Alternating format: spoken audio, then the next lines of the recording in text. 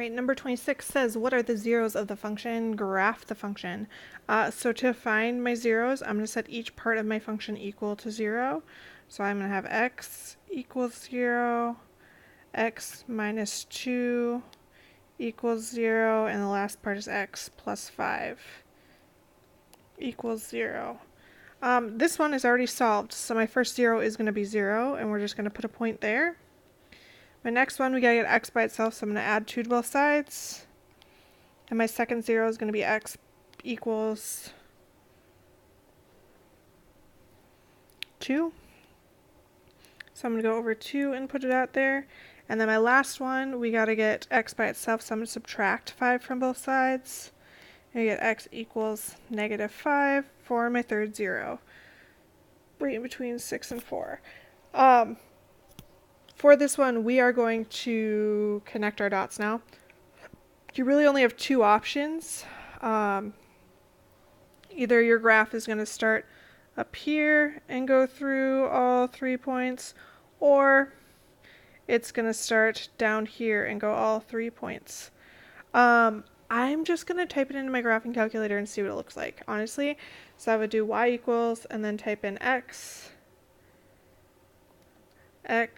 minus 2, and x plus 5. If you're like, hey, Miss Lester, I don't know how to type that in my calculator, come talk to me. I would love to show you. But it looks like the graph goes like this. It starts at the bottom, then down, then back up. So that is the graph of your function. If you want to do this problem really quick, you could just graph it in your calculator and find the graph that matches, and you'd be good to go. It is multiple choice though, so I don't know, maybe it would give you the right graph but like the wrong zeros, so you should know how to find your zeros. I skipped numbers 27 and 28. You can skip those. You're not going to do them on your final. Don't worry about them. Number 29 says sketch the asymptotes and graph the function. Remember, you have 2 types of asymptotes. Your first one is your x asymptote, and to find that one, you set this equal to 0. So you're going to do x plus 2 equals 0. You're going to subtract 2 from both sides, and you get x equals -2. So that means that I'm going to go down, I'm going to go over, excuse me, on the x-axis -2, and then I'm going to sketch my first asymptote. My next one is -3.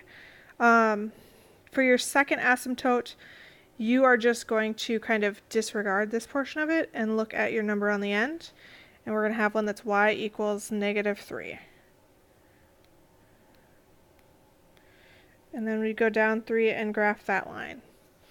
Remember, if your graph is positive, well, really what we need to figure out is where our graph goes now.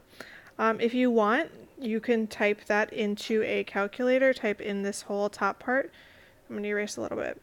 The one part when you do that, I would, if I'm typing this into a calculator, try to match it, I would start with a parentheses, and then I would do a parentheses around x plus 2, and then an extra parentheses to close my fraction before I subtract 3.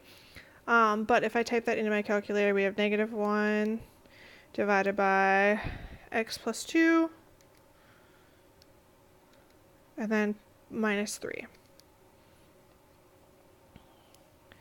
Remember, if it's positive, these are the ones that are kind of going to look like boomerangs.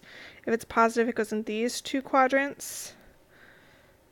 Actually, just kidding, this is negative because we had a -1. So if it's negative, it goes in these 2 quadrants. If this had been a +1 on top, then it would go in these 2.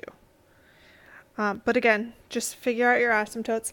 At worst, type this problem into your calculator because you can just see what your graph looks like and see which one matches. Just be careful when you type it in. Again, I'm just going to reiterate. You would have like y equals, and then you would do parentheses, -1 divided by, and then another parentheses, x plus 2. Close that first one, close the second one, and then your -3.